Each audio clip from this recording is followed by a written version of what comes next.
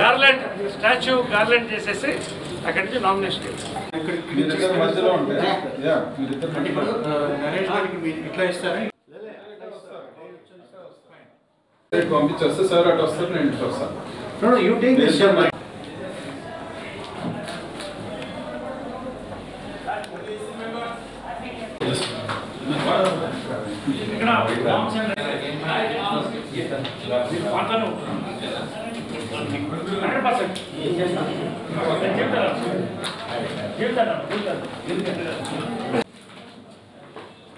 Welcome Naresh.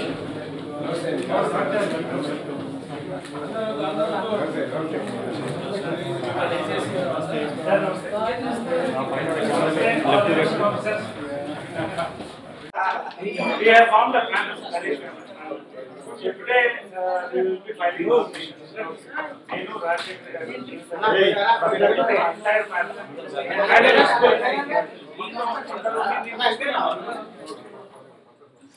so, ekada verita.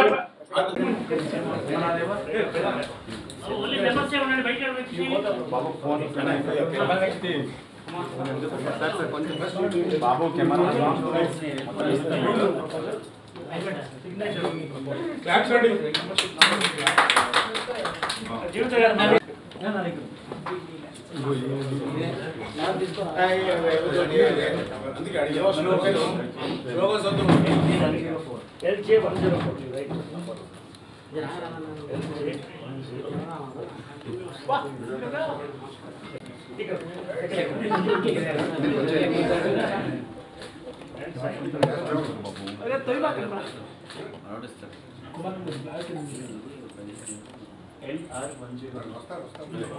Membership number is LR10. You write the signature.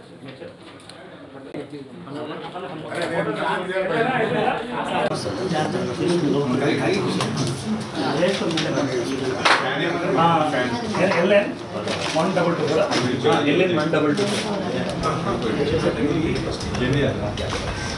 Second program. Sir sir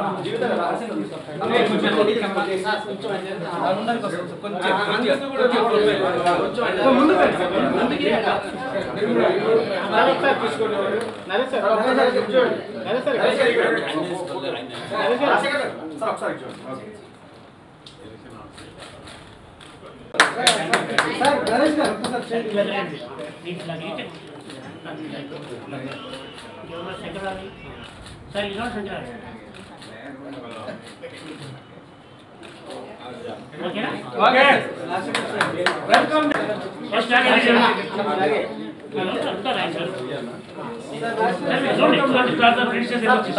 Only whatever time you have. Sir, sir.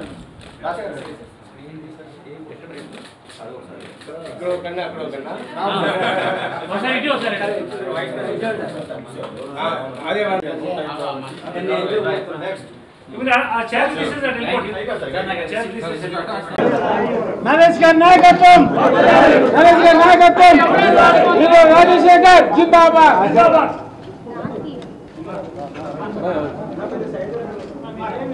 Rajasekhar గారు నరేష్ గారు జీవిత గారి నాయకత్వం. నరేష్ గారు రాజశేఖర్ రెడ్డి గారి నాయకత్వం. కృష్ణార్జున్ లాంటి నరేష్ గారు రాజశేఖర్ గారి నాయకత్వం. నరేష్ గారి జీవిత గారు నేను పదం వస్తున్నా.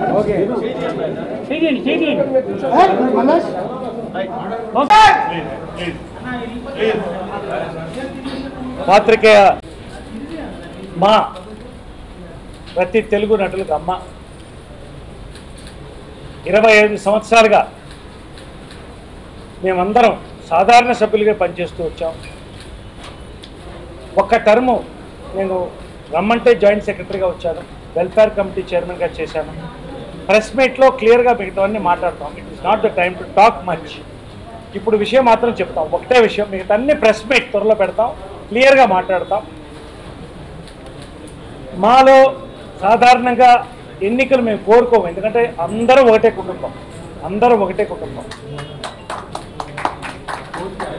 గతంలో 1-2 సార్లు ఎన్నికలు జరిగాయి, ఎందుకంటే భారతదేశం అతిపెద్ద ప్రజాస్వామ్యం కాబట్టి ప్రజాస్వామ్యబద్ధంగా ఆలోచనలు వేరైనప్పుడు ప్రజల మెంబర్స్ల అభిప్రాయం పట్టి ఎవరు ఉండాలనేది నిర్ణయించబడుతుంది.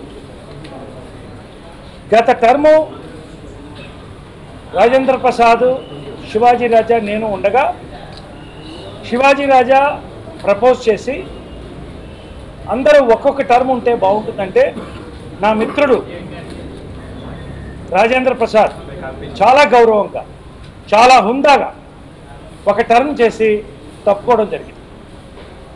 నన్ను ఉండమంటే శివాజీ రాజా కూడా కాదు, నువ్వు చెయ్యి, నీకు ఇంట్రెస్ట్ ఉంది, బాగా చెయ్యాలని నేను కూడా చెప్పి అబ్జెక్షన్ చేయడం జరిగింది.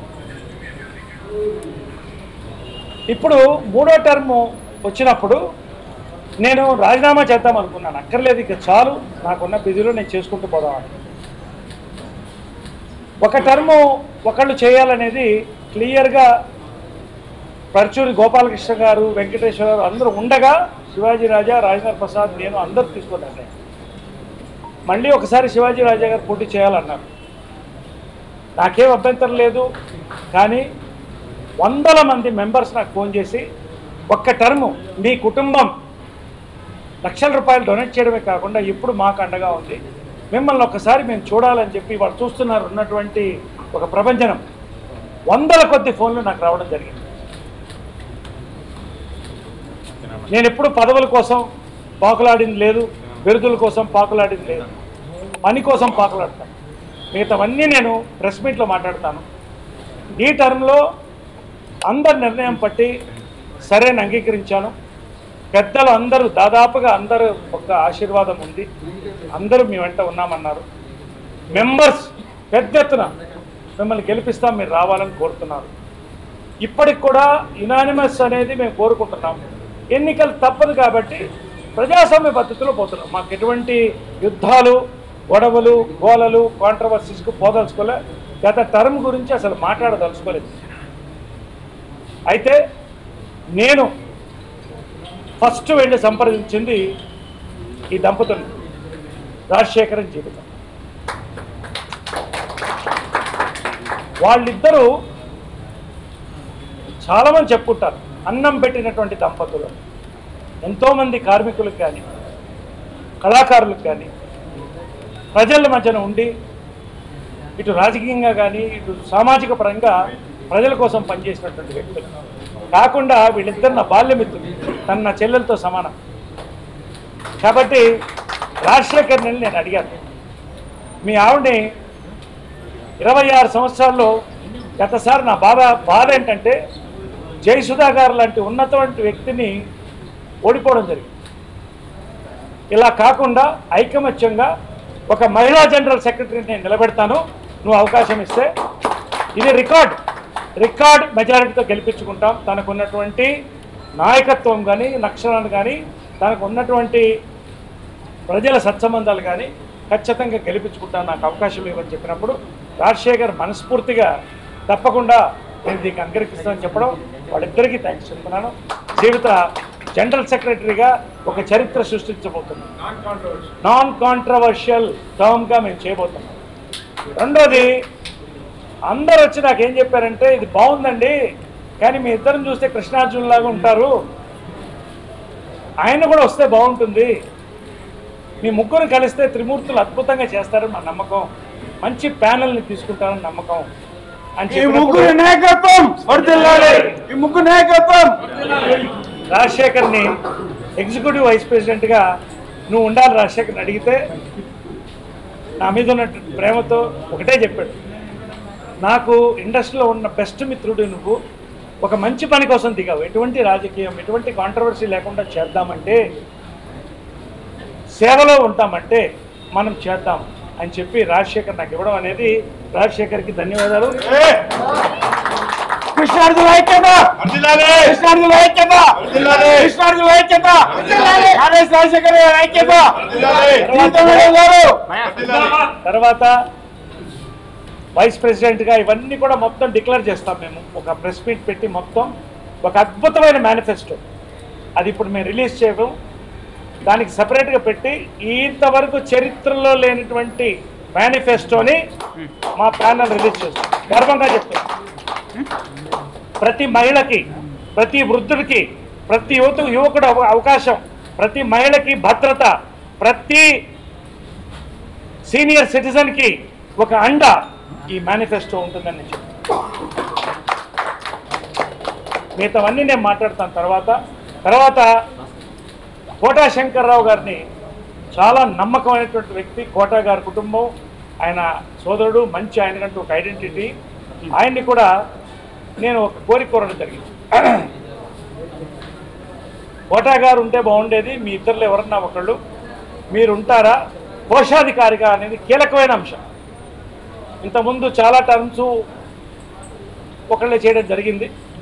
ఒక టర్మ్ మీరు యంగ్స్టర్గా ఉండి నీతి నియమాలతో మనం ట్రాన్స్పరెన్సీతో చేద్దాం, మీరు ఉండండి. కోటా శంకర్రావు గారు కూడా నేను అడగడం జరిగింది. ఆయన కోటా శంకర్రావు గారు స్టేట్ బ్యాంక్ ఆఫీసర్ అండి. Is a state bank officer. ఆ హోదాలో కూడా ఆయనకు అనుభవం ఉంది, మంచి వ్యక్తి. ప్యానల్లో ప్రతి వాళ్ళు కూడా మాణిక్ కానీ, హర్నాథ్ కానీ, అందరు కూడా, శ్రీనివాసులు గారి ప్రతి ఒక్కరు పేరున టార్జాన్, వీళ్ళందరూ కూడా ఉన్నారు. ఆలీ గారు మన ప్యానెల్లోకి వచ్చారు, శివబాలాజీ వచ్చారు, చాలామంది యూత్ వచ్చారు. అన్ని పేర్లు, చాలా ప్యానెల్ ఓవర్ఫ్లో అవుతుంది. మాకు ఎక్సెస్లో ఉన్నాము. మంచి పీపుల్ని మేము ఒకటే కాంట్రవర్సీ లేని టర్మ్ని చక్కగా మర్చిపోలేని టర్మ్కి మీకు అందిస్తాము. దీని డీటెయిల్స్ అంతా మేము ప్రెస్ మీట్లో మాట్లాడతాం. ఇంతకంటే నేను మాట్లాడవచ్చు. ఇప్పుడు election date is 10th of March from morning to evening 5. That with election date. అందరు కూడా ఈసారి అత్యధికంగా వచ్చి ఓటేయాలని చెప్పి ఒక కొత్త టర్మ్కి మీరు ఇవ్వాలని చెప్పి నేను కోరుతున్నాను. అదేవిధంగా ఎగ్జిక్యూటివ్ వైస్ ప్రెసిడెంట్గా పోటీ చేస్తున్నటువంటి నా సోదరుడు రాజశేఖర్ని డాక్టర్ రాజశేఖర్ని మాట్లాడు. నా ఎంట్రీ అన్నది వెరీ సడన్. నేను ఎవరు ఎదురు చూడని ఓ విషయం. దానికి కారణమంతా నరేష్ గారే. యాక్చువల్లీ నేను కాలేజ్లో, మెడికల్ కాలేజ్లో first time college cultural and fine arts సెక్రటరీగా పోటీ పడ్డాను. అది కూడా నన్ను అందరు కంపల్ చేసి పోటీ చేయమన్నారు. ఎవరైనా నాకు అపోజిషన్గా మా కాలేజీలోనే వెరీ ఫేమస్ ఇన్స్ట్రుమెంటలిస్ట్, మంచి సింగర్, ఇలాంటి ఒక మా సీనియర్కి ఎదురుగా నేను నిలబడమంటే నేను చాలా భయపడ్డాను. అయ్యో ఈయన నేను ఓడిపోతాను, నేను నిలబడను అని అంటే, లేదు మీరే నిలబడాలి అని అందరి అమ్మాయిలు, మా క్లాస్లో 150 స్ట్రెంత్, అందులో 70 ఫీమేల్ స్టూడెంట్స్ ఉంటారు. అందరూ వచ్చి రాజశేఖర్ లేదు నిలబడాలి అంటే ఇంకా నేను హీరోలాగా ఫీల్ అయ్యి ఓకే అన్నాను. నాకు ఐ వాజ్ లక్కీ. ఏంటంటే ఆయన నన్ను ఎదిరించి పోటీ చేసిన ఆయన లాస్ట్ మినిట్లో విత్డ్రా చేసుకున్నారు. సో మెడికల్ కాలేజ్ హిస్టరీలోనే ఫస్ట్ టైం అన్అపోజ్డ్గా విన్ చేసిన cultural and fine arts secretary నేనే. సో నేను చాలా ప్యాంప్లెట్స్ అంతా కొట్టి అదంతా పంచాలని అనుకుంటే ఏమీ లేకుండా నాకు అలా పోస్ట్ నా చేతిలో ఇచ్చేశారు. దట్ వాస్ నాకు. అలాగే దేంట్లో పార్టిసిపేట్ చేసినా కూడా ఓడిపోతే చాలా అసహ్యం అయిపోతుంది అని దేనిలో పార్టిసిపేట్ చేయను. అయినా కూడా నా ఫ్రెండ్స్ అంతా నన్ను కంపల్ చేసి నేను స్కూల్లో 2 years ఛాంపియన్గా ఉన్నాను. స్పోర్ట్స్ బోర్డులో నా పేరు ఉంటుంది. సో నేను ఎప్పుడు కొంచెం భయం అంటే ఓడిపోతే అన్నది. సో ఇక్కడ కూడా ఫస్ట్ వచ్చి నరేష్ వచ్చి చెప్పినప్పుడు నేను వద్దు, నేను గొప్పగా చెప్పుకోవట్లేదు. వైఎస్ రాజశేఖర రెడ్డి గారు కానీ మన ఎన్టీ రామారావు గారు కానీ వీళ్ళందరూ కూడా కంటెస్ట్ చేయమని నన్ను చెప్పారు, నన్ను జీవితాన్ని అంతా చెప్పారు. మాకు అప్పుడంతా అది ఇంట్రెస్ట్ లేకుండా ఓన్లీ సినిమా ఇంట్రెస్ట్ ఉండేదానివల్ల వద్దు సార్ అన్నట్టు మేము అనేసాం. బట్ మెనీ గుడ్ ఆపర్చునిటీస్ చూస్తే వీ లాస్ట్ ఆల్సో. కొన్ని ఆపర్చునిటీస్ వాడుకోవాల్సింది, సరే అది వదిలేయండి. సో అలా భయస్తుడిని తీసుకొచ్చి నువ్వు జీవిత ఇద్దరు రావాలి, వచ్చి చెయ్యాలి అని. నాకు ఎప్పుడు మా మిగిలిన స్టేట్స్ తమిళనాడు, కేరళ, అక్కడ ఉన్న ఐక్యత, అక్కడ ఉన్న మూవీ ఆర్టిస్ట్ అసోసియేషన్ వాళ్ళ యూనిటీ, వాళ్ళ అందరూ కలిసి పనిచేసే కోఆపరేషన్, ఇదంతా వచ్చి చూసి ఎందుకు మన వాళ్ళు ఇలా ఉండట్లేదు, మనందరూ కూడా చెయ్యొచ్చు కదా, మన దేంట్లో తక్కువ, మనం Vishal is doing good job and Naresh గారు నాసర్ గారు కూడా. సో వాళ్ళని మించి మనం ఎందుకు చేయలేము అన్న ఒక మనసులో ఎప్పుడు నాకు ఉండేది. నేను జీవితం మాట్లాడుకుంటాం, ఎందుకు మన వాళ్ళు చెయ్యాలా కదా, ఎందుకు చేయట్లేదు అని. ఇప్పుడు నరేష్ గారు చెప్పారు ఇంతకుముందు కొన్ని విభేదాలు ఉండింది అని. ఎప్పుడు పోటీ ఎలక్షన్ అంటే విభేదాలు ఉంటాయి. సో ముందు జరిగిన విభేదాలు నాకు తెలియదు, కానీ I know about Naresh. he is a very sincere person. Whatever he does, he does it with sincerity. So అందుకోసం అండ్ నేను ఫస్ట్ యాక్టర్ అవ్వాలని వచ్చి చూసినప్పుడు నేను చూసిన హీరో కూడా నరేషే. స్టూడియోకి వచ్చి చూస్తే ఈయన ఇంపోర్టెడ్ కార్లో వచ్చి దిగి సూట్ అంతా వేసుకొచ్చి ఫైట్ అంతా చేస్తుంటే నేను కూడా ఇలా అవ్వాలా అని అనుకున్నాను అప్పుడు. So luckily I became hero. So ఇలాంటి ఒక అండ్ నాకు నా ఇండస్ట్రీలో one of the best friends ఎవరంటే మా నరేష్.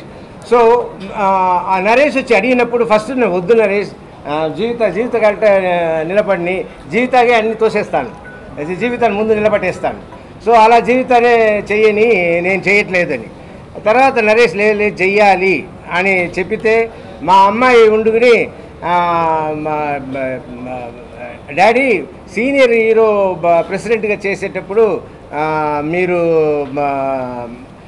వైస్ ప్రెసిడెంట్గా చేస్తే బాగుంటుంది, ఎగ్జిక్యూటివ్ వైస్ ప్రెసిడెంట్గా చేస్తే బాగుంటుంది, ఆయన సీనియర్ హీరోనా బుజ్జి, ఇలా నేను షూటింగ్ అంతా చూశాను, అయితే ఓకే డాడీ, నరేష్ గారు సీనియర్ హీరో అంటే మీరు చెయ్యండి అని. బట్ అది జనరల్ ఒపీనియన్. బట్ ఇక్కడ వచ్చి నా friendship with them. So and నా మనసులో మనం చేయలేమా, తెలుగు మనం వాళ్ళకి ఈక్వల్గా చేయలేమా అనేది రెండో పాయింట్. మూడో పాయింట్ వచ్చి after my mother's death I was కొంచెం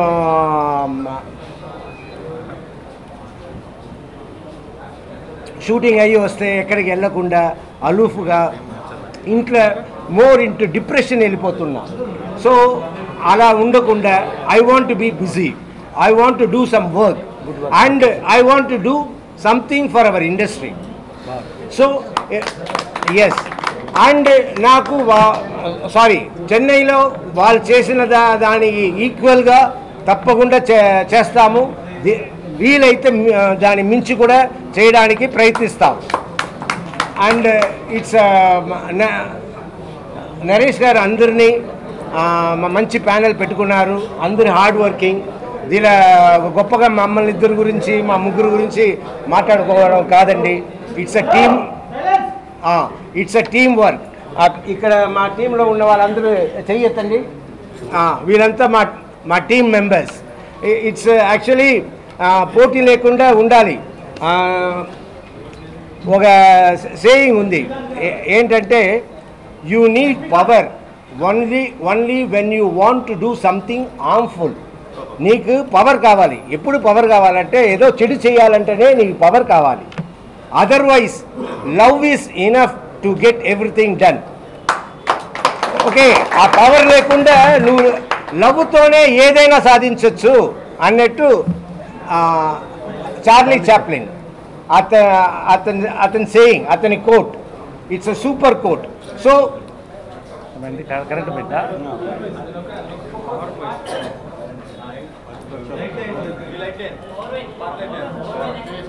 తెచ్చుకోవడానికో లేదు నా సెల్ఫిష్ మోటోస్కో నేను ఉపయోగించుకోవడానికి ఇక్కడ రాలేదు, పని చేయడానికి వచ్చాను. అండ్ ఆ లవ్తో పని చేయడానికి ఓ పర్మిషన్ కావాలి. ఆ పర్మిషనే ఇప్పుడు ఇలా ఈ ఎలక్షన్లో పోటీ పడడం. సో ఈ ఎలక్షన్లో నన్ను నరేష్ గారిని, నా వైఫ్, మా ప్యానల్ని మీరు అందరూ కలిసి గెలిపించాలని కోరుకుంటాం. ఇది మా మెంబర్స్ వచ్చి ఒక 1000 లోపలనే ఉన్నారు. అదే 800 మెంబర్సే ఉన్నారు. కానీ మేము 8 కోట్ల మంది ప్రజలతో మాట్లాడుతున్నాం. అందుకే ఇన్ని విషయాలు చెప్పాల్సి వచ్చింది. లేదంటే దీన్ని షార్ట్గా నరేష్ ఫస్ట్ షార్ట్గా చేయమన్నాడు. షార్ట్గా ఎందుకు చేయలేదంటే I want to explain. So ఇక్కడ ఈ మంచి పని చేయడానికి మేము అందరూ కలిసి ముందుకు వచ్చాము. మమ్మల్ని గెలిపించండి. మేము తప్పకుండా మీ అందరూ మెచ్చుకునేలా మంచి పని చేసి మీ మెప్పుని పొందుకుంటామని తెలియచేసి సెలవు తీసుకుంటాం. ఇందులో ఒకటి ఏంటంటే డెఫినెట్గా ఆడవాళ్ళని కీ పోస్ట్లో ఆఫీస్ బ్యారర్స్గా తీసుకోవడం అనేది ఇంతవరకు జరగలేదు. లేడీస్ని పెట్టరు. నేను యాక్చువల్గా మొన్న మన ఇండస్ట్రీలో జరిగిన 1-2 మేజర్ ఇన్సిడెంట్స్ మీ అందరికీ తెలుసు. వాటిని నేను కోట్ చేయను. ఇండస్ట్రీని ఎట్లా రోడ్ల మీదకి తీసుకొచ్చేసారో. సో ఆ టైంలో నాకు చాలా కోపం వచ్చింది. ఎందుకు ఇట్లా జరుగుతుంది? ఎవరు మన మూవీ ఆర్టిస్ట్ అసోసియేషన్ నుంచి ఎందుకు ఒక రిప్రజెంటేషన్ రావట్లేదు? ఆర్టిస్టుల గురించి ఎవరు పడితే ఏదో మాట్లాడితే అందరూ చూస్తే ఎందుకు ఊరుకుంటున్నారు? అంటే ఇదే వచ్చి ఒక సాఫ్ట్వేర్ ఇంజనీర్నో, ఒక లాయర్నో, ఒక డాక్టర్నో అంత ఈజీగా అనేరు. సినిమా వాళ్ళు అంటే ఆ సినిమా వాళ్ళు అని అనేస్తున్నారు. సో అది మెయిన్గా నాకు బాగా ట్రిగరింగ్ అయింది. నేను అనుకున్నాను నెక్స్ట్ ఎలక్షన్ నేను తప్పకుండా కంటెస్ట్ చేయాలి అని. కానీ ఏంటంటే ఎప్పుడు ఎవరు వచ్చి మమ్మల్ని నువ్వు ఈ పోస్ట్లో ఉండి జీవితం ఇది చేయి జీవితం నన్ను ఎప్పుడు ఎవరు అడగలేదు. సరే వాళ్ళు అడిగినప్పుడు మనం వెళ్ళి ఎట్లా అడుగుతాంలే అని అనుకుంటూ ఉండేదాన్ని. కరెక్ట్గా ఇలాంటి సిచ్యువేషన్ ఈసారి నేను ఇండిపెండెంట్గా కంటెస్ట్ చేద్దాము చేయాలంటే నేను రాజశేఖర్ గారితో కూడా అన్నాను. ఆయన నవ్వు ఊరుకున్నారు.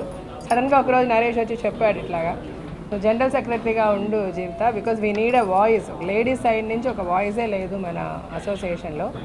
లాస్ట్ టైం జయసుధా గారు అనుకున్నాము, వెరీ అన్ఫార్చునేట్ షీ లాస్ట్.